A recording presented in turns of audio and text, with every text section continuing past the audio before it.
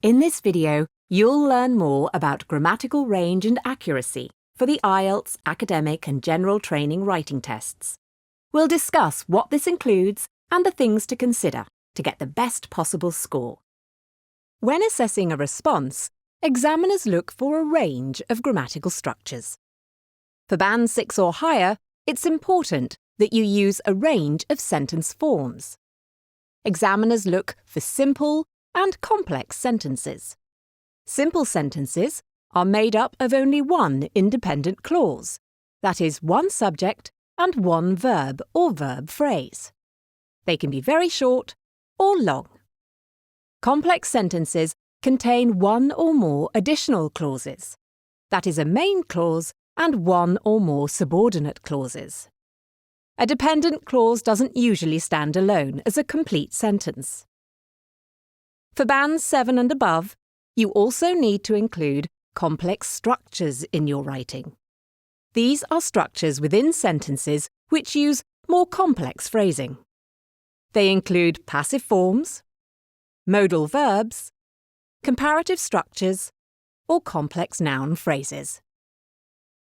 What about grammatical errors? In the writing test, your sentences need to be as accurate as possible, but they don't have to be perfect. Errors are likely to occur. These errors may be serious, or they may be less serious.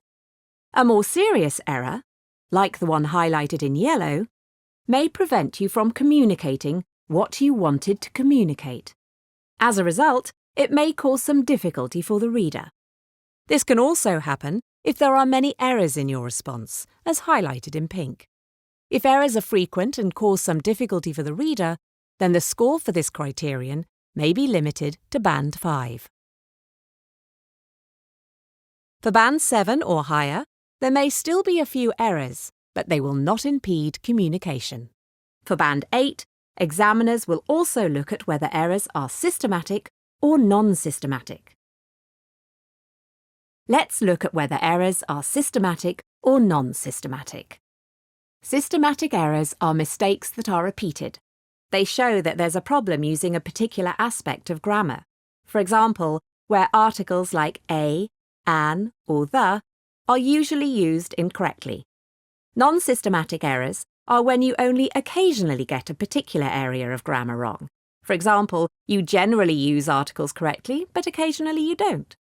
This difference is not important for Band 7, but it is important for Band 8. For this higher band, the majority of your sentences need to be error-free, and the occasional errors you do make should be non-systematic. Can you see any errors in this sample?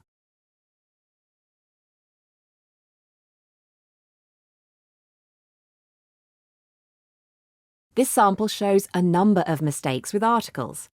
They are either overused or incorrectly used.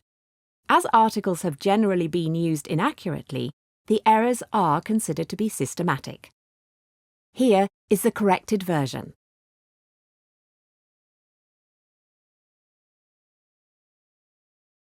Next, let's talk about grammatical errors and faulty punctuation.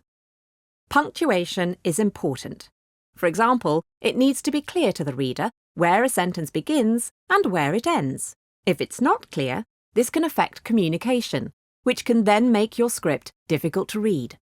As with grammatical errors, the type and frequency of punctuation errors are important. In this sample, there are frequent errors in grammar, and punctuation is often faulty.